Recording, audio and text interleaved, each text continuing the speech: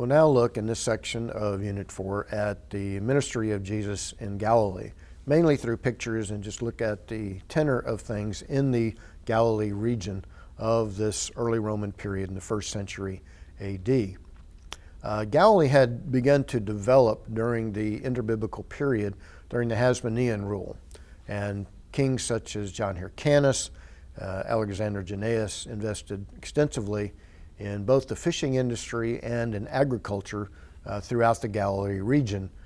Again, a very, very productive region throughout biblical times, but took on a new level of production during the Hasmonean period. We read, of course, in the biblical text that Jesus comes from the family of Joseph and Mary, living in the area of Nazareth, which was a relatively small village on the outskirts of the major city of Galilee, the capital of Galilee, which was then at Sepphoris, Sippori, it's called in Hebrew, which is the term for bird. But Sepphoris was called the crown jewel of Galilee. And even though we don't have Sepphoris mentioned in the Gospels, it was a vital city during that era of the early part of the 1st century. And again, going back to the Herodian period under Herod Archelaus and later Herod Philip, after the death of Herod the Great, this continued to be a vital city and extensively excavated beginning back in the 1980s and still is under excavation in some areas. So it was a huge city covering more than a square mile, one of the largest cities in the northern half of Israel. So it would be eventually the location where the final edition of the Mishnah was completed and, as we would terminology today, published around 200 to 220 A.D. But Jesus' ministry then in Galilee focused on the area around the sea mostly, even though the first miracle of Jesus, the wedding at Cana, is in the city between Sepphoris and the Sea of Galilee through the Beit Netufa Valley, on the road that would lead from Magdala, Mary the Magdalene, for example, a city known for its processing of fish in the fishing industry in the Sea of Galilee, and also for the exportation of agricultural products from the Galilee region. Magdala has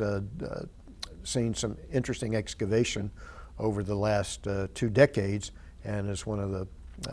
most interesting places, one of the best preserved 1st century A.D. synagogues that has been excavated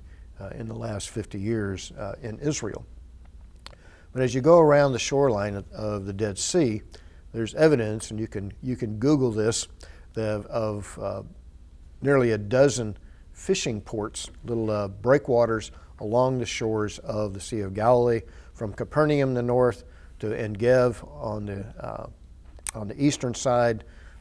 down to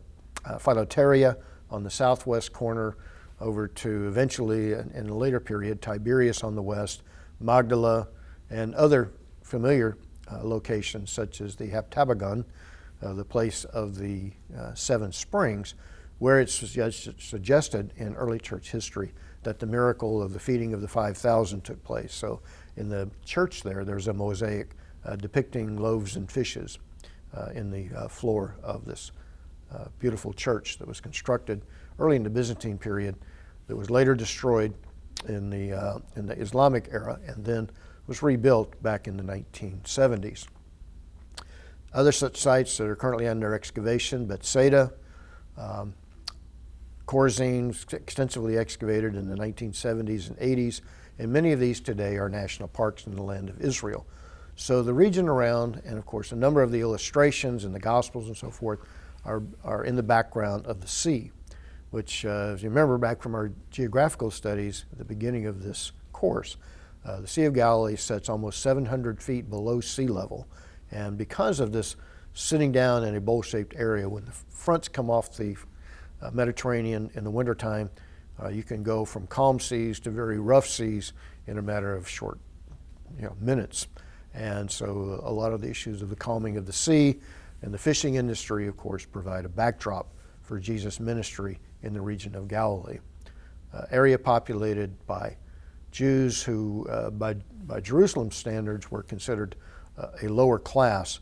but again, essential part of Jesus' ministry in ministering to the poor and the needy in the region of Galilee, the healing of numerous individuals as described in the gospel accounts.